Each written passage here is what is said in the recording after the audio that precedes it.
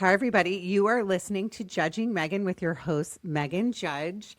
I am thrilled to have these two wonderful ladies on with me today. But before I start, I talk a lot about signs on this podcast, and these two women have dealt with their own fair share of loss in their own lives. And we can kind of talk about that as well with all the other things we're going to talk about. So, a couple weeks ago, I told this story on the podcast. I lost my best friend. My listeners all know, you guys know. And I went into this box because I was looking for a picture of something. And I know I had looked in this box. I think I told one of you this story. I know I had looked in this box pretty recently. And all of a sudden, I found this card. And I've already told this story on the podcast. And the card was about like my best friend and the hippo and the bird. And she writes this whole card. And on the like at the very end of the card, she writes, "P.S. You're the hippo," because there was a hippo and then a bird on the hippo's stomach. And that was just Julie. That was my best friend. She was funny. We loved to get each other's goats, whatever. So today I was looking for, if you're watching on YouTube, I have my pink earphones that my husband got me for Christmas. I think my daughter has the same pair. Anyway, I was trying, no, totally. I'm like, hi, I'm in third grade. I was trying to find just like a small pair of earphones. And so I was looking in all the different desks and things in my house. And for a very long time, this has been my favorite quote. My favorite book is a book called The Wheel of Life by Elizabeth Kubler-Ross. So if you're ever going through a loss, I tell people all the time, read this book. She also wrote on death and dying. She's written all different kinds of books about grief. So I'm in this drawer, and I have not been able to find this exact quote in I don't even know how many years. And suddenly, this small card, do you see this? How old this is? Yeah. Is in my horrible handwriting, like falls out of the desk. And I feel like it was some kind of sign because I knew I was going to be recording with you guys. I might get emotional. And I just know that it was Julie sending me a sign today. So the quote is, "Some flowers bloom only for a few days. Everybody admires and loves them as a sign of spring and hope. Then they die, but they have done what they needed to do." And this is literally one of my favorite quotes. And I just felt like, what a way to start the podcast with you both that have gone through so much in your own lives with loss and grief. That's Julie right there for you guys. So my long-winded story is over. I'm going to introduce you both. Tanya Monaghan is a dear friend of mine. She is the editor of the co-editor of South Bay Magazine, which is deputy editor. Okay. Deputy. Thank you. Deputy editor of South Bay Magazine, which is a local magazine to the South Bay where we all live. She's also quite the fashionista. We're going to give your handles and everything at the end of the podcast. But I can't tell you how much I love this woman, how grateful I am that she came into my life. And I'm just so grateful to have you on the podcast. Number two, in no particular order, Luisa Cabrera Faist. Did I say it right? Because we had a whole conversation, a funny conversation before we recorded about that. Luisa is also my friend. Over the past couple of years, we met, and the three of us, and I left out, you are a marketing executive, but you've also started your own South Bay group recently called the Rev Collective. And I'm going to have you talk about that at the end of the podcast or throughout and why you did it. But welcome, ladies. Welcome, welcome. Thank you so much for having us, Meghan. I mean, that was like an hour and a half long intro. We're 4:30 and that's how long it took me to shut my big giant mouth. So listeners, part of the reason I have these beautiful women on with me today, beautiful inside and out, is because I think over the past, I would say, year, I've started to get more political on this podcast. Unfortunately, I wish I didn't have to, because when I started this 5.5 years ago, it was just supposed to be a podcast about mental health, grief, loss, aging, vanity, like all the things, light things, hard things, how we get through grief, signs, like I just talked about in the beginning. But I felt like if I didn't start using my voice, that I would be lying to all of you. So I will be honest, I have lost listeners over the past, year that I started talking to people. I've also gained some amazing listeners when I started having, Congressman Eric Swalwell on or Marianne Williamson. Some of the people I had on have made people leave, but I believe in my heart of hearts that I'm supposed to be here talking about this exact thing. So I started a group called South Bay Takes a Stand with these two beautiful women. And I'm going to start with Luisa because you guys had the initial idea and then you brought loudmouth Meghan in.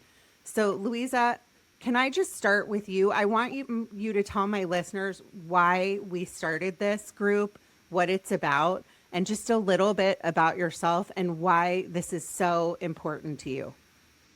Thank you so much, Megan.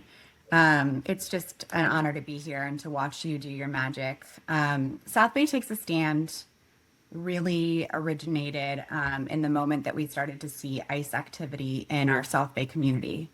And I have this very clear memory of going to one of our favorite local coffee shops, Hi-Fi Espresso, and running into a friend and having her say, how are you? And I was just so like distraught, like deeply distraught by what was happening.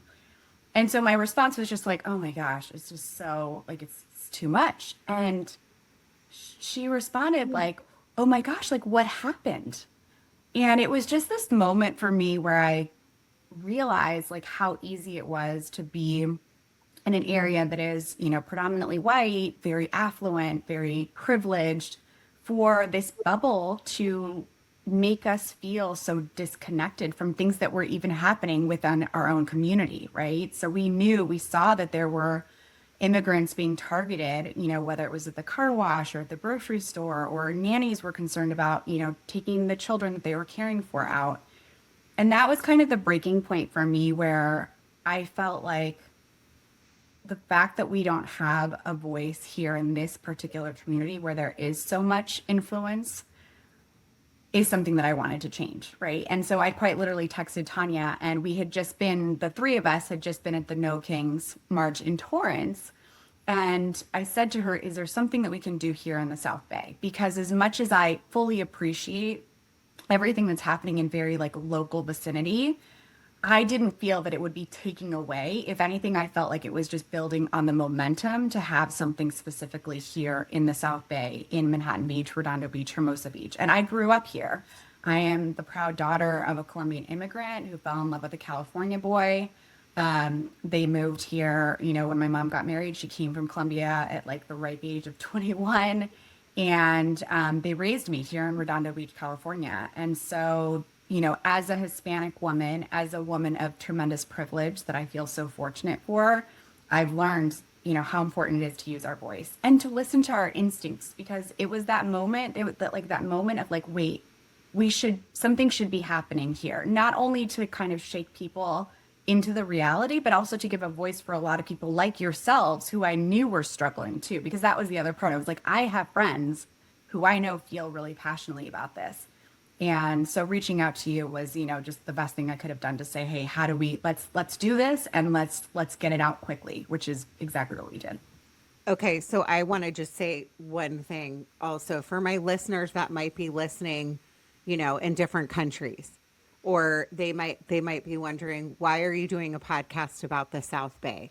I feel like part of the reason I wanted you both to come on is also to hopefully inspire other women, strong women, because I think the three of us are strong, is to use your voices. That what we have done with this group, and we're going to kind of go into it after I introduce the beautiful Tanya, is to never shut down, never not feel like your voice matters. Because now more than ever, our voices matter, especially women. I think women, we have been pushed down so much in history. And as they say, if women could, if women had a shot at ruling the world, we wouldn't have the issues that we do, correct? So I also wanted to reiterate that how important it is to the three of us that we not only I hate using the word inspire, but make women take a deep look at themselves and what really matters, and not to hide behind a husband and his thoughts or what other people around you. We do live in an affluent community, like you just brought up. And your story really struck me because there are so many people that are like, what are you talking about? They might not read or watch the news, and they might be listening to what their husbands are saying or other people are saying. And it's really important right now, listeners, wherever you're listening, to really educate yourself, because your children are listening, and your children need you right now. So I'm just going to say that if I ugly cry throughout this episode, it's really nothing new. But I already feel it coming on. So Tanya, but thank you. I just wanted to kind of come in and say that that's part of why we're doing this today and why we're here. Tanya, I want you to take it away and tell everyone about yourself and why you decided to join this group and start this with us. Yeah, so I think, many people don't know. I think, people can look at the three of us and, just think we're just typical Americans. I too came over as an immigrant from South Africa at the age of 7. And I left a country that, during the height of apartheid. I come from South Africa, and I left at the height of apartheid. My family was lucky enough to be able to immigrate. And, I grew up, it's like the early 80s. And of course, many people are like ignorant about where I came from. But I always felt just so blessed to live in this country where it just felt, it's just known as like land of the free, home of the brave. Like everyone is accepting, and it's a land of immigrants, and it's, the big hope, the American dream.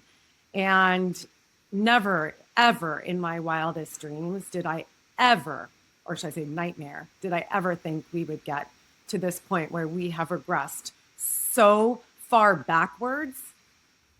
It's like heartbreaking to me. And I also just have that experience of like seeing this movie before, just the way things have been unfolding.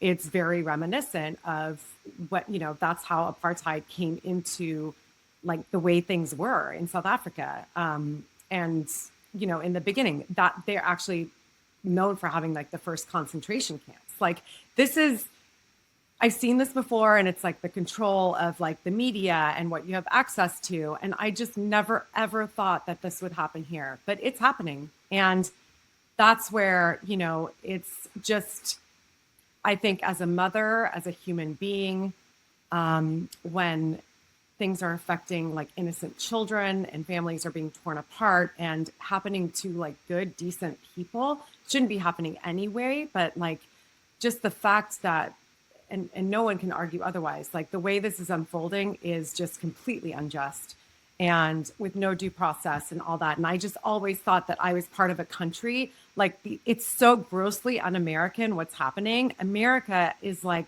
I always thought even when Trump came into power, I was like, well, but I was comforted. Like we have checks and balances. It's going to be okay. And that has just gone away. And that is like, we should all be terrified. And I don't care like what anyone, we all see things differently. I recognize that, but everyone in America should be afraid right now because our rights are being taken from right under our noses, like freedom of the press, freedom of speech. I won't even get into all the atrocities and the evilness that's happening, but just on that basis alone, we should all be scared. And that's why I think this is a time where it doesn't matter if you're left or right, Democrat, Republican, where you libertarian, whatever. This is like, we are the people, we are Americans, and we should all be looking at this as Americans, and we need to be united right now. I'm sick of the divisiveness. And I think that's what we showed on Sunday, is that, again, never in my wildest nightmares did I imagine we'd be where we are, but I also never in my wildest dreams did I imagine that so many people would show up, like in our little beach town. Like when we got up on that lifeguard tower and we looked, like, you know, remember, we all started crying because we just looked out there, and to think that all those people came, you could see people till I could see no more. And that happened in our little town, and that happened because we started this in motion. You know, it's unbelievable to me. And I can't tell you, like, just the hope that just restoring my faith in humanity that day, it's just, I'm still on a high. And I think, you know, I just have to give credit to, like, Luisa. You know, I sent her a text actually of our text back and forth from going to the No Kings protest, you know, in Torrance. And, you know, I'd made wait, let me just say for listeners, Torrance is, I'm just going to give them a quick backstory. Yeah. So Torrance is Torrance, California. And the three, I don't even remember how I met both of you. Like, I do remember, but I don't remember. All I know is, for my listeners, is these are two fierce women and beautiful souls, like incredibly beautiful, powerful souls that truly care about other people. So I think I've known Tanya off and on for a few years, and I met Luisa a few years ago. But what I was going to say is, I think you mentioned we went to this march in Torrance, California, over in the very beginning of the summer, maybe even May. And then you can finish why we decided to start our little group called South Bay Takes a Stand in our own community. So you can explain that, but I kind of just wanted to go backwards and explain that. Yeah, well, it was I started making t-shirts, like peaceful protester t-shirts. And so all of us, you know, and I understand everyone's scared to go to these things. And even there was one in El Segundo and there was one in Torrance, but I really wanted to go to the Torrance one because I just knew through Nina, another one of our friends, she was just like, listen, it's super peaceful. It's got a huge elderly community. It's just so wonderful to see all these elderly people come out in the, you know, in their wheelchairs or in their seats, that they just sit and like hold something. And the fact that they've had to fight for this way back when, and then have to go through this again. I mean, they're all just like, what the fuck? You know, I already did this. I love the Torrance one. I think for that reason, it's just a very diverse group, and the showing is massive. And so when we went to that one, I think all of us came away from that just feeling like it was uplifting. I didn't feel unsafe. It was just wonderful. And we brought all of our kids came. It was very, very beautiful. And it was that day I was sharing pictures, and Luisa texted me, and she was just like, we need to do this. We need to do this in the South Bay. Like, I love that we're going to Torrance, but, like, you know, we should also do this within our own community. Like let's do it. And then I was like, let's do it. And then, you know, we started to kind of pick people that would amplify, because I have to give, Luisa is a marketing genius. I mean, she went straight to work with, like, the branding is like, mwah, like impeccable and beautiful. And, you know, I'm, you know, I've magazine world, I was a graphic designer, but I do have to give her credit for, she did all the work on that. And it has just been amazing. And then we just needed to amplify it. So, you know, like I helped magnify it. We brought in like several people, you know, like Meghan, and because we knew, you know, Luisa was actually like, Meghan, I know, is aligned with us. Let's get her on board. And then remember, Meghan, I just happened to bump into you, and I was like, hey, we're doing a march. And then you're like, yeah, I'm in. And then it just grew from there. You know, it's like Sarah Happ, also like an amazing ally, like Meghan from South Bay Buzz, Chris Talbot, who is just a wonderful man that is just such like pro woman, like always has our back. Our husbands, You know, Robert, Tiffany, Robert or Bob. Sorry. yeah, yeah, Tiffany King and King, yeah. And then Robert came in afterwards. But Oh he yeah, came you're in right. that Okay. March. Yeah. And then I mean, I'm Nina. friends with this one. Just from what he's doing and following him, he's just been a great resource for me. And bringing him in was like amazing. And he did such an amazing, you know, at the Yeah, vigil. we'll talk about him in a minute, but I wanted to, if Louisa, if you want to throw anything in there as well, I just wanted to reiterate the fact that if you're listening right now and you're in like Alabama, for example, or Georgia, I have listeners all over the country, and you're in a small town and you think I'm in a red town. I cannot get a bunch of women to get together and do this. You know, we do live in a pocket of Los Angeles that was, and again, I'm trying to reiterate, this is not, and I think somebody brought this up already, this is not a blue or a red issue. This is an issue across the board of humanity and what is right and what is wrong. And so I think that the people that are still kind of, and I hate to bring this up, but I'm going to because I've brought it up before on the podcast. If you have a parent, for example, or an aunt or an uncle, and they have Fox News turned on 24 hours a day, you know, it's our jobs to kind of talk to them and not attack people. I think that's a really important thing, and it's something that we try to focus on our marches and our vigil is we can't attack each other anymore. We can't be like, you are bad because of this, this, and this. You never know like why that person. I have family members that are still on the other side. And to be honest with you, you guys both know it is absolutely heart wrenching and so extremely painful for me. But to be fair, I know what they're watching. And I've done the test myself to see why are they thinking this way. So when I say to all my listeners, wherever you are, I'm talking about myself, if this blonde could get up and be a part of something like this, like the girl that looks more like a Karen than anyone else doing this, you guys can do it. You can talk to your friends. You can get out there. You can kind of like, I say all the time, like light that fire, get those two sticks together, like when you were in Girl Scouts, and start the little flame, and then the flame can grow. Right, Louisa? I would love to hear what you think about that.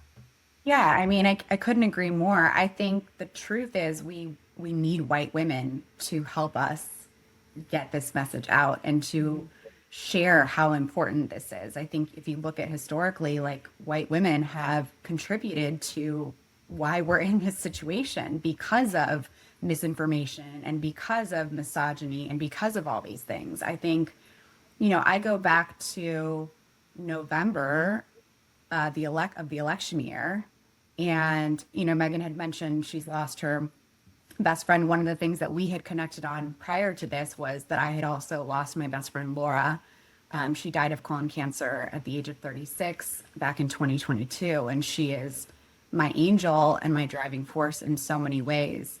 But I was coming up on the second year of her anniversary. She passed away December 2nd, and the election was happening, and there were just other things in my life going on. And I've struggled, and I speak very openly about this because I think it's so important with mental health issues, depression, and anxiety. And I go back to the night of the election, and I legitimately couldn't get out of bed for the next week, to the point that I had to tell my job that I needed to take some time from work, mental health days. And I took 3 weeks of days during that time.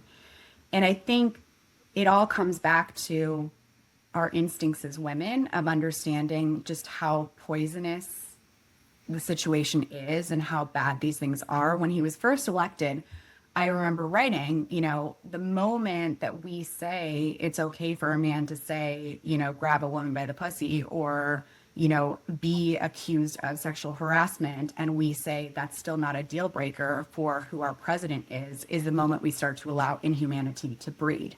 Right? With the moment we allow for racism and racist actions and overt, you know, bigotry in our world, that's the moment that we're allowing for terrible things to happen. And that's what I've always felt. And I remember during that crisis in November, having the conversation that Tanya talked about with my husband, and him saying that there's checks and balances and it's going to be okay. And he's just going after felons and the worst of the worst. And of course, in good faith, he wanted to say it's going to be okay. But I think my body knew it wasn't going to be okay. Like there was I couldn't lie to myself. And that's what threw me into that state. And I think, again, seeing women like yourself, Meghan, speak up and speak out is one of the most appreciated things, especially by a minority woman. I remember it being in Chicago and being taken to the Women's March by one of my best friends, who also is blonde and blue-eyed, and her mom being a very long time activist, and seeing this white woman be so outspoken for women's rights and for, anti-racism and all these different things when Black Lives Matter happened. And I can't stress how important it is to see somebody who has the privilege use that privilege in a way that says, hey, I see you. Because I think that's been the hardest thing, is like I see myself in these children in these concentration camps. I see a little Latina girl. I see my cousins. I see my mom. I think that it's so hard for me when I have friends that don't see themselves in these situations and therefore don't feel like it's their fight to fight, right? Because it feels like they don't care about me, right? It's like a personal affront to be like, how do you not, is it because this child is brown that you don't get upset? Because I'm brown, because my kids are darker than I am, right? Like, it's just that. So again, just saying, like, white women, you have so much power to make change in this world. And I think we have been led and fed lies about the men who have a lot of power over what white women think and say and do. I think I've always said, when Kamala was, at the last minute decided to be, the Democratic nominee, my concern was, we live in a super misogynistic, very racist world right now. Like, we are throwing her to the wolves. And that was so upsetting to me, because all I could want is somebody like Kamala to be elected, to see a brown woman as the president of the United States who cares, who had love in her house. And I think, to the point of unity, right? Like, when we started the speeches, I knew what the first thing I wanted to say to that crowd in the South Bay was that the only reason we are here today is because of love, period. Like, that is it, is love of immigrants, it is love of families, it is love of children, it is love of our constitutional rights, because they allow us the freedoms that we so should cherish and that are under attack right now. But at the end of the day, everything is love-based. And I think that there's so much fear-based activity from people who are on different sides, right? Versus at the end of the day, what is it we want? What are we taught?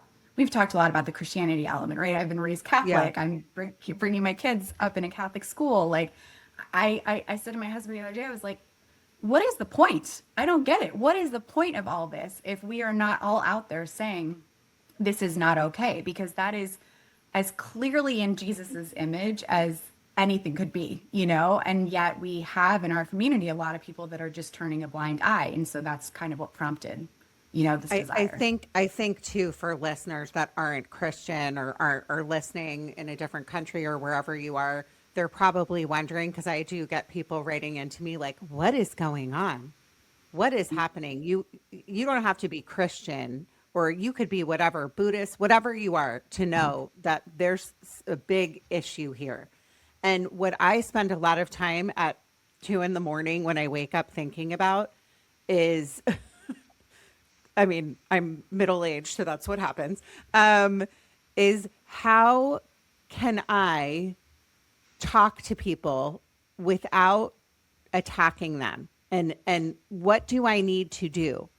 Because I hate to say, if you I don't know if you guys watched Saturday Night Live last weekend, but it was so funny. It was this skit about this mom, and her kids were all like, they have thought that Donald Trump wasn't great since 2016. And the mom comes on and she goes, I have to say, I'm starting to think that this is wrong. And all of the people are like, what are you saying? We've been telling you this for years. So like I said, and like you kind of talked about, that's why this is so important is listeners, if you are like still supporting Trump and you are listening and you're probably like, Meghan, shut up, whatever you're thinking, I want you to listen to this. But I say all the time to you listeners, read other things. I read everything. I watch CNN. Sometimes I watch Fox because I want to see what they're saying. Sometimes I watch MS Now. So a lot of times I read. The Washington Post is under attack now. I grew up in Washington, D.C. Our publications are under attack. Our journalists are under attack. They can't say what they want to say on these shows. Don Lemon, for example, was just arrested. I happened to be watching that stream on that weekend morning because I followed Don Lemon for a long time since he was on CNN. And I just happened to click on it. I watched the entire thing. I can tell you, listeners, he did absolutely nothing wrong. And if anything, at the end of that stream, all he said throughout was, I am a journalist. I'm not here to protest. He said to a man and his young boy as they walked out, I think he even like apologized for what they were going through because they came to go to church and they didn't really know. So I can tell you our system in the United States is under attack. And part of why we started South Bay Takes a Stand, which is our little group, our grassroots effort that the three of us started, and we added in these other fantastic people that have supported and helped us. In June, we did our first walk. Okay, so we talked about the No Kings March in May. I think that's when it was, or beginning of June. In a week and a half, these three ladies, with the help of some other people, put together a march. And I think, correct me if I'm wrong, we had, you tell me how many people we had in the first one, do you think? I would say Probably about 2,000. Yeah, You think 2000. 2000? Okay. And then we did a few months ago, we said, let's do a candlelight vigil. Because as this has started to grow, you know, we don't want to be doing this. We don't want to be spending our own money and I was walking around from door to door. Some people gave me the side eye, giving our little flyers. Tanya was with me one of the days. Luisa's the queen of all of our marketing. So if you want to follow us on social media, our social media started by Luisa is called South Bay Takes a Stand.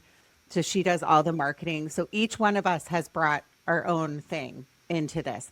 Tanya has a huge following with her magazine in the South Bay. And so, you know, we've all come together as women to do this. So then we did the candlelight vigil. And I think, when was that? Like 2 months ago, maybe November. Yeah, in my mind, that was the vigil before the deaths of Renee Good. and Okay. Pretty Yeah. So we did a candlelight know, vigil just Yeah, and that about, one, yeah. that one I don't think was as well attended as we had hoped for, but that's also when we Yeah. brought in Nina and Mhm. Bob, also just like who tremendous, we're going to talk about. Yeah. So amazing. let's talk about that before we talk about the next. So then the one that we just did, we can talk about that one, but let's talk about Nina and Bob, because why we kind of brought them in. I would love for Tanya, you to take this one. Why, like, as this has grown, why we brought them in. Well, Nina, I've known for years, and she lives on the same street as my brother. So I've worked with her husband. We have a long going, friendship, and I've just always admired her. She's very vocal. She's now become councilwoman of Manhattan Beach, which is a hard line to walk with, also trying to remain true to herself. And Nina has a very touching story. So much like what Luisa was talking about, that Luisa's like, I look in these concentration, I look at these children, and I was like, that could have been me. And with Nina, Nina came over literally on a boat, like was a refugee, was one, And so for her, this is just a very, very, hits very close to home. And, she's one of the lucky ones. She's obviously, she's legal. She's married to an American. She has kids, but she really, with all of these, like going back to the Women's March, Black Lives Matter. Oh, sorry. I've been like, I've gotten to know her through all of those because I've attended all of those, and she's just not afraid to speak up. And I really, really admire her for that. So as soon as Luisa was like, hey, let's do this in South Bay, she was the first person I said, we need to bring Yeah. Nina on board. Yeah. And I actually mentioned also who I love. I actually mentioned Ray, the mayor of Hermosa Beach as well, because he's incredible too. And like a very like aligned voice in the South Bay. And he was also at our recent march. Bob also just brings a lot of wisdom and knowledge, and he knows all the ins and outs with the, legal ramifications of all of this. He's on the ground. Like right now he's literally in DC. I don't know if you've been watching that unfold. He is an incredible, like voice. He stands attorney. up. An attorney. Yeah. Standing up for the immigrants. Yeah. Been an incredible, like, what do I say? He's been an incredible, also just a resource for me with like information. I think for all of us, he has a huge heart, and honestly, like at the drop of the hat, he's there. Like I think Luisa, I think I invited him like literally like 2 days before the vigil, and he's like, I got you. Same thing with this one. We're like, oh wait, Bob should come. I got you. He comes with his entire family, with his daughters. His wife is just a lovely human being, also just such a supporter of him and everything that we're doing. So I do think like those two are very prominent people that have really helped also with like our speaking, like offering different perspectives. Yeah. I mean, he spoke. So the candlelight vigil we did a few months ago, and then obviously this whole thing has kind of snowballed with the Alex Preddy, Roy Wood Jr. a few months ago. I think that was in December. Renee Good. What has happened with ICE in Minnesota has, whoever, I think Luisa, you talked about it, just knowing, being an American my whole life. I grew up in Washington, D.C. My parents were Reagan Republicans. I could have cared less about politics, I think, until probably the Women's March. And I started to be interested around Obama like that time. I don't even think I voted, to be honest with you, until I was like 30 years old. I'm not kidding. I just didn't care. I took it for granted. I just went, oh, I'm a Republican, but I didn't do anything and I didn't understand it. And then you brought up the feelings. Like, I know I'm privileged. I know I look a certain way, and I'm white, and I walk into a store, for example, and I get a certain kind of treatment that a person of color won't get. I know that I carry privilege, but as part of my privilege is my responsibility, and that's why I think this is so, so important, listeners, if you're listening, that I say this all the time. I remember September 11th and where I was. We all always will. And what the next day, how incredibly kind we were to each other. That somebody would be in traffic and you'd go, oh, no, you go ahead. And I just took for granted the safety of being American and the fact that in my head, I thought we were the good guys. And to be honest with you, that kind of breaks me. I don't know about you guys, but it really does break me to know that 250 years of history of doing the right thing and what I thought was the right thing, that we were the good guys, that we would come in and help and we would do this. I just feel so stupid because I knew there was corruption. There always is. There are politicians, there's things going on behind the scenes. But I always thought that it was about us being the good guys. And I just feel so stupid for thinking that. Okay. Right. So then cut to our last weekend, we did this protest. And I'm going to let one of you take this over, but I will tell you this. Whoever wants to take this one, like whoever said, we were on this panel, like up on like a lifeguard stand with thousands of people watching us, and just the tears, like the crying that people, I think the best thing about Sunday was feeling like I had that September 12th feeling again, that people actually care. that they Yeah. care and that there's more of us than them. That's what I think. But you take it away from there. Yeah, I think in some ways it's relief, right? You start to feel a little crazy, right? Especially when you're in an environment where you don't have other people overtly talking about it or feeling it. I think I very much recognize, and I think all three of us are pretty deep empaths. And it takes me honestly all the way back to George Floyd's murder. I remember again feeling so devastated by the state of this country and the lack of accountability. And I worked at the time as the president of the auxiliary board of Chicago's oldest Boys and Girls Club, which predominantly was Black children in Garfield Park, which is one of Chicago's most dangerous areas. And so, again, I had this personal connection in that way where I saw these little ones that were not safe, right? And yet, and you know, you think your spouse is the person that you go off of, right? I'm married to a white American. He's the best guy. I adore him. But we had really hard conversations where I was so like overcome. And it's not to say that he wasn't impacted by it, but it was a really hard point for me to be like, why aren't you saying anything? Why aren't you? And he did. He ended up posting, but it had to come with it from a conversation from that.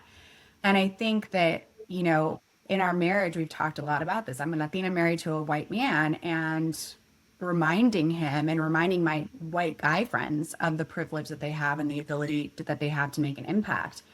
I think one thing I wanted to say, Megan, because you made a really interesting and important point, was follow other people. So when the Black Lives Matters, you know, movement happened, I made a concerted effort of following the founders of that movement and more Black women in my feed, because I was like, I need to understand this perspective. Yes, I have the Hispanic perspective, but I don't have the Black perspective.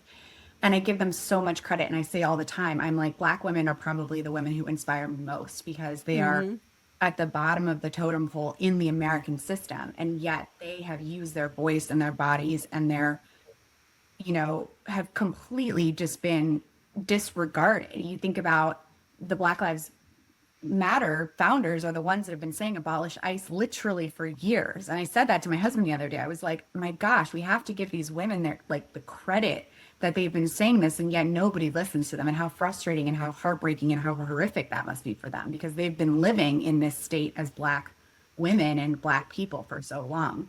So I think that the challenge to ourselves to follow other people who don't live the lives that we live is so important. I have made an effort of following trans brothers and sisters to understand what they go through. And I had a conversation with a friend of mine who considers herself more conservative. And I was, you know, standing up for what the rights of trans people are and how important it is for them to be able to self-identify. And this, you know, all these things that I've learned from watching trans people talk about what it's like to be an ally. And she's like, what makes you like this? Like, how did you get like this?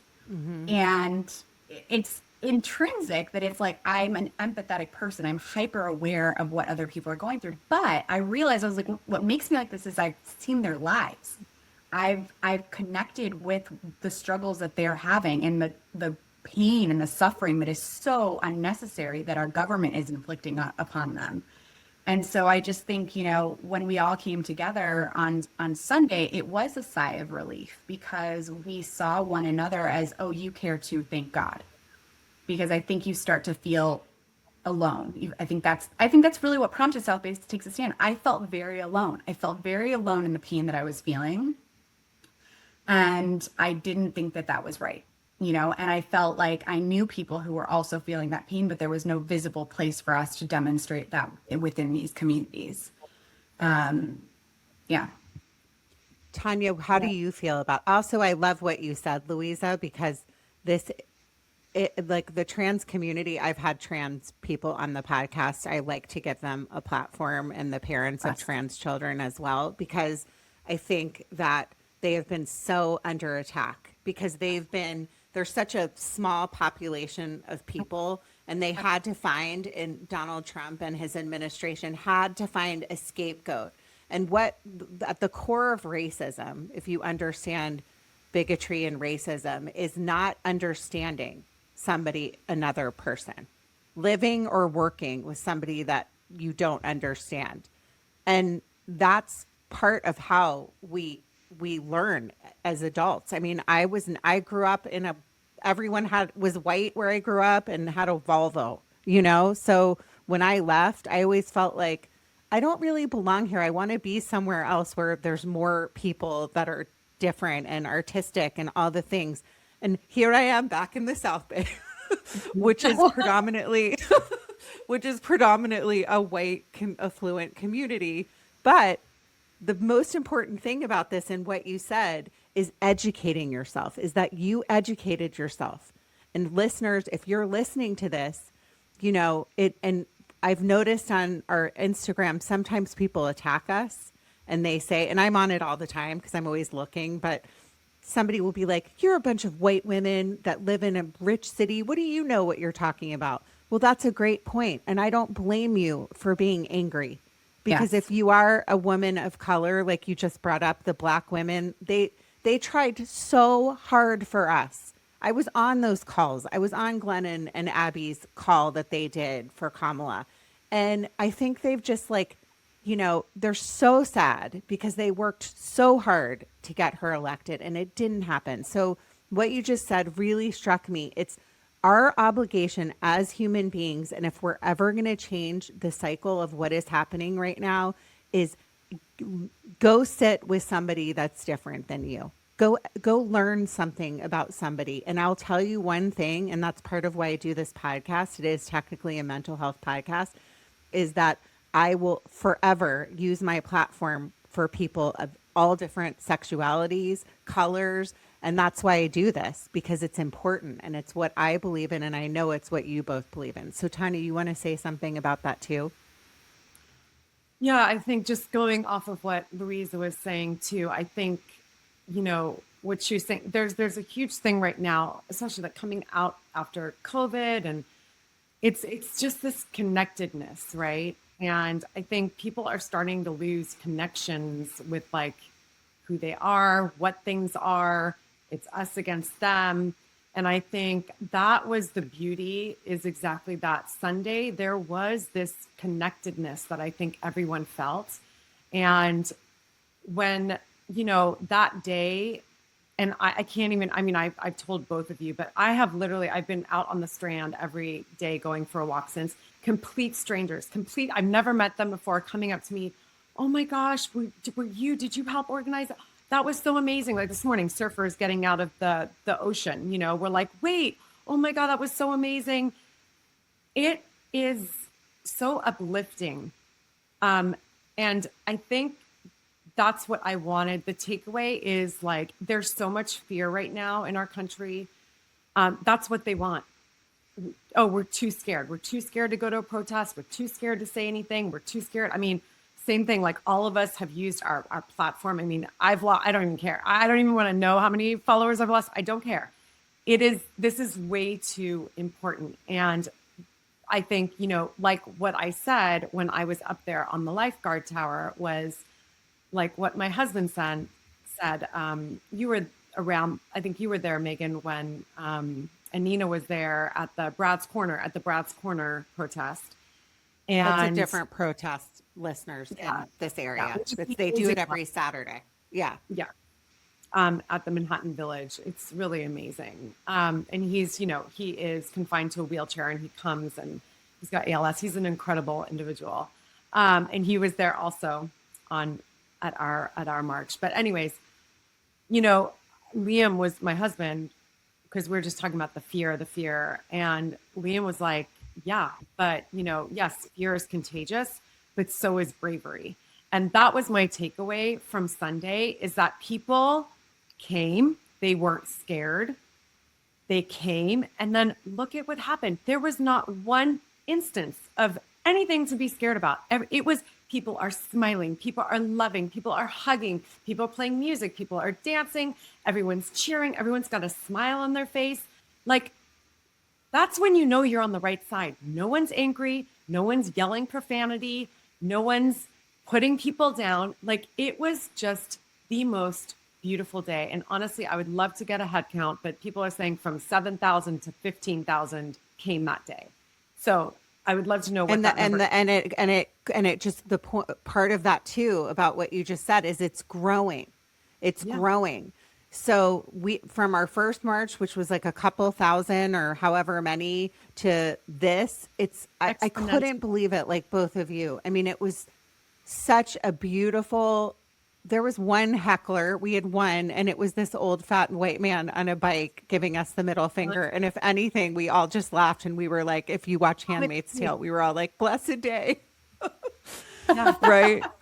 You weren't there, Louisa. We couldn't find you, but he like this one guy, we were all like, everyone was just like Going like laughing. this. And yeah, Just he was like- just like on his bike, like with a middle finger. And that, like you just said, that's what I think my soul needed. I talked to a friend of mine who's one of my best friends, and she called me upset. And she said, I'm so sorry I didn't come. I was scared. I was scared to come. And she admitted it to me and she started to cry, which of course made me cry. And I said to my friend, I'm not mad at you. I'm proud of you that you're admitting this. But guess what? I can tell you this just means you come to the next one or you do something else that matters. And slowly, I think what we're learning is that people are starting to go, wait a second. This isn't adding up. Like I think I would love to take a quick turn for the sake of time into the Epstein files and the children piece of it, which is something we were talking about this morning. If we did another march soon, is what, like, if you really think about this, listeners, why are they trying to meddle with the boxes from the 2020 election? Why did they send the FBI? Why are people put in certain positions? Like, really honestly, have educated, factual, fact-based conversations with people and ask them questions in a nice way. Like, not like attacking them at Thanksgiving where somebody ends up crying and doors are being slammed. That might happen at my house, but I think there's a lot of people that can relate to that. Ask questions. And if they don't want to be open to talking about it because they've really believed their own narrative for this long, it's got to be heartbreaking for people, because people that really believed that he was in it for the right reasons, like say you voted for Trump because of the economy, okay? Like a lot of people did. And they thought, well, he's so smart. He's this business person. He knows what he's doing. That was your reason. It's never too late to change your mind. And that's the beauty of of educating yourself as a human being. We're all here for a very, very short period of time. What are we leaving our kids? We're leaving them hate speech, like being able to say to somebody, you look different than me. ICE is coming to get you. You want your kids to do that? We're leaving them a horrific environment. There's so many things that you just have to talk through. And I know in my heart that there's a lot of Trump supporters. I have to believe that, including people in my own family that are good people, but they've been lied to. And I think that they believe the narrative because they don't want to admit differently. You say what you will about what I just said.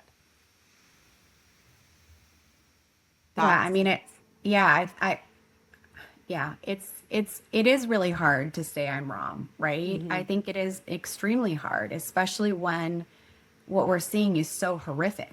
Like, I think that's part of it too. And I think, I think about you talking about the SNL skit. Yeah, it does make you be like, hello, like we have been screaming this from the rooftops. That's the part to me that it's like, I still remember when the leaked audio of him came out saying, you can grab him by the pussy. And I was like, Yeah. thank God, like game over. Like, my God, with the relief that I felt of like, this is it. And then the horror of him still getting elected and having conversations with family members who still were standing by him, and feeling like, I just cannot understand how the sexual assault of women is not a deal breaker for you for the president of the United States. Like, that is, to me, an attack on myself as a woman. It's an attack on my daughter.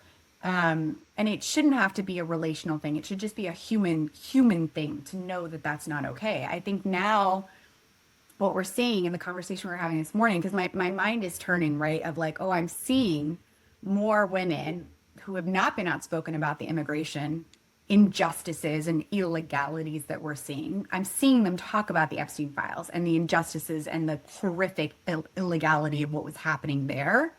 And so my thought is, at the end of the day, this is about justice for children, right? Whether you're coming at it from little children should not be locked up within inhumane circumstances because their families have come here trying to live a better life, which is not illegal in any way. And if anything is a civil offense, right? Versus the felony of abusing little tiny children. And these moms, I can see, they see their daughters in these girls, right? They're seeing pictures and they see it. So again, we're human. Our humanity, unfortunately, blinds us to be like, if I don't see myself in it, then I don't think it's in my issue. And now I think you see it from both sides. You see the side of young children being locked up that are brown that I feel so compelled to, in the same way that when I see these pictures of the young girls, I feel so compelled to. And suddenly it's, at the end of the day, is about accountability of these men that have created so much trauma, physical and emotional, because that's the part too that I keep saying, that these children who are in these concentration camps, we can release them tomorrow, which God willing, I hope happens. Like, may all these families be released. However, the emotional trauma that they will carry for the rest of their lives is irreversible. And the trauma that these young girls have had to sustain and have had to live with, and the fact that their names got leaked versus the perpetrators, is just a whole nother level of abuse. And I think about, what was his name? Brock Turner. And the fact that, again, over and over again, women are told that us being abused and sexually assaulted is not a deal breaker for anything, not even being the president of the United States. So I said to my mom, I was like, I feel like we've gone backwards 100 years as women, and it's terrifying. It is absolutely, I love being a woman. I love being a Latina woman. I would come back as a Latina a million times over, but the amount of abuse that we have to sustain because people don't outspokenly say very horrific things are not okay. The tolerance for that, I hope, my God, is going away, because I think we're all exhausted by it. I'm exhausted by it.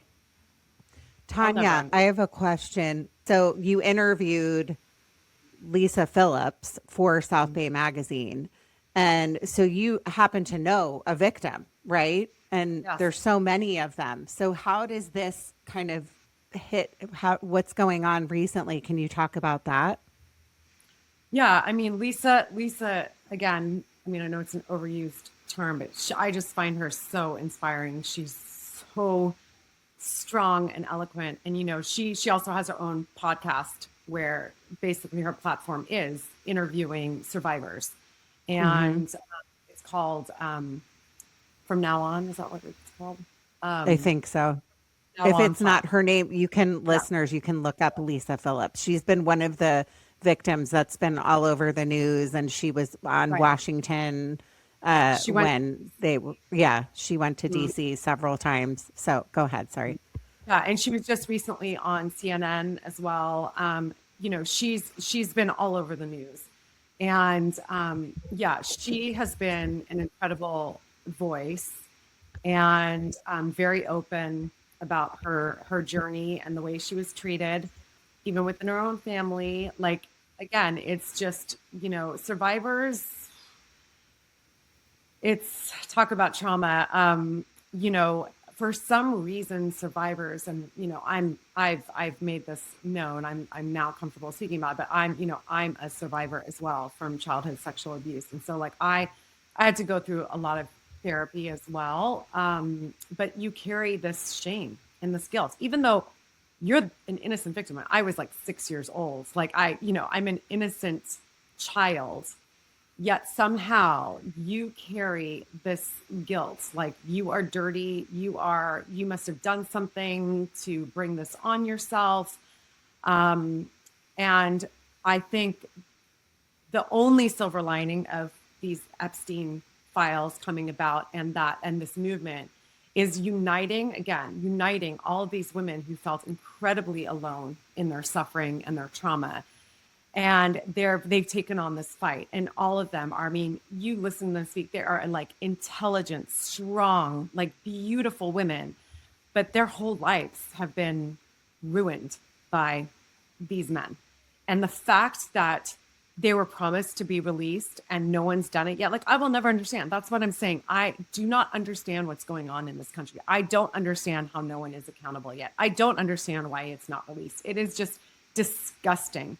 And it's And so what has been released? There have been things released, and there's still like Donald Trump's name was mentioned 4,500 times. Redacted. Yeah, It's just that's not justice, and that's not being forthright. And again, there is just a lot of corruption. And I mean, I hope we'll see that for all of these women and for all of us. I don't care if they're Republicans or Democrats in there. Like, again, I hate this political speech, like what you were saying too, like, oh, now we're not political.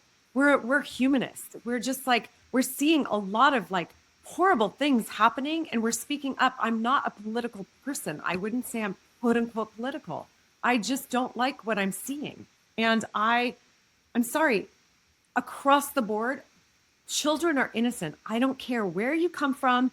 If you're a parent, I'm not even gonna say mother. If you are a parent, you should understand that. I will never understand. And I feel like it is a huge embarrassment. It is disgusting that we have innocent children in camps right now that are not even being cared for and being sexually abused, by the way. Like, this is, Yes. historians are going to literally have a heyday understanding how we got to this point. And I have no idea how this happened. Just don't. well, it's really thinking about this and being on the right side of history. And I'm not saying everyone that knows me knows I'm a pain in the ass. I'm no saint. I'm absolutely no saint. Ask my husband. Ask people that don't like me. There's a lot of them, but I know in my gut and my heart that I care and that I want to teach my kids what's right and what's wrong. And I know the three of us all think we want our children to see one day. I hope my two daughters like say my mom was a giant pain, but she did something that made a difference, which was starting South Bay Takes a Stand, and us knowing that we were on the right side of history. For the sake of time, really quickly, because I could talk about this all day long, please, listeners, read, listen, follow independent journalists. Luisa brought up, follow somebody different than you. Reach out to somebody. Reach out. People are so, like, I struggle with my mental health so much right now. I'm having a hard time. I'm having a hard time. And I've said it on the past couple episodes that I'm really struggling. I will tell you that Sunday gave me a glimmer of hope because I've found myself really, really spiraling lately. Just read, talk to people, have human connection. It's really important right now. It's really, really important for us to stick together. For the sake of time, Luisa, I want you people to know what you're doing and where they can find you. And then I'm going to follow up with Tanya. Oh, thank you so much, Megan. Yeah, and the only build I have to that is use your privilege, right? Please, like that is what we need right now. We are in this position right now because people who have had privilege have not used it to speak out. Everybody who's in Congress has privilege. Everybody who's in homes in DC that has the ability and the proximity to these things that hasn't said anything. That's what we need. We need brave people to do that.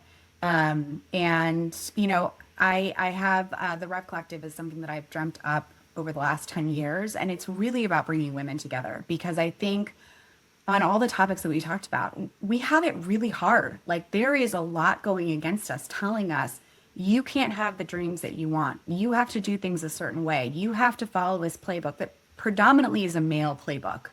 And you think about, myself as a mother of young children in corporate America, it is incredibly difficult. And we're seeing entrepreneurs come out, especially from women. I think the stat is like women are creating new businesses at 2 times the rate of men. Minority women are creating new businesses at like 4.5 times the rate of men.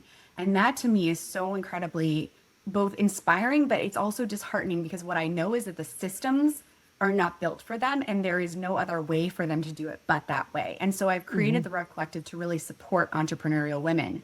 And as we talk about the South Bay, one of my biggest goals, and I know that this is going to be a challenge, is I want to find the minority women in the South Bay to bring them in. I'm really proud that our first cohort of members was 25 to 30% minority. And again, you can say that you're in white areas, but the reality is there is diversity. You just have to make space for it. And you have to vocally say, this is a place for you. Because when we had the launch event in November at Love and Salt, a local restaurant of one of my best friends, we had a Black woman in there say, so often I'm not invited into the room. And to be here amongst all these women is really special. And that is for me everything. To hear a woman of color say, I feel invited here, and to feel women of every color feel like this is a place where I can come and I can be very honest and real about the challenges that we face as women, as mothers, as caregivers, as spouses, as women going through mental health issues and perimenopause and everything that is ours, while also building ventures and lives of their dreams. I love it. I love it. I love what you're doing. And P.S., you're pretty special. So I just want to say that. Tanya, can you tell people, also can you tell people where to find you? Luisa, Yes. you left that up. So Instagram at the Rev Collective. And Rev It's is REVE, right? Yes, REVE. It's French for I love it. Yes, it means dream in French. Okay. So the Rev Collective. Yes. Love it. Love it. Okay, Tanya, take it away. Take it away. Okay. Well, actually, this is all very timely because I'm actually making a little move into the podcast world, which Megan's been helping me with. Hey. And really, it's because I just have found the past couple of years, like I'm just absolutely fatigued by like my Instagram feed of, fashion. I don't know. I'm just reached a point where I have become a storyteller. And, it's mainly like my written word, but like my true love is like connecting with people like this, and, although I love writing, it's just an extra amount of work that I have to do, which I find quite draining and time consuming. So I just kind of, I shot my first, episode already with Jen Levy. So the first one's going to be kind of like who is the mother of Braun Levy, who got killed by a Who's been drug driver. on? Yeah, Okay. my listeners. Jen Levy. Yeah, they've listened to that episode, but go ahead. Sorry. No. So she will be my first episode, which is kind of heavy, but it was just, I wrote a feature on her and I just was like, I would like to have the actual visual connection as part of like my storytelling and my connection. Because that really is like when I kind of got away, I went out of America and took a hiatus off social media and my phone and everything. And I really asked myself, like, what is it that I love? And for me, it's this. It's like human connection. So I'm just going to be introducing my storytelling in a different forum. And so I'm really excited. So that'll be. And when is it launching? This month, February. Okay. So listeners, I'm going to have all of this in the notes. So I want you to follow these two. Where can people find you? What's your Yes. Instagram?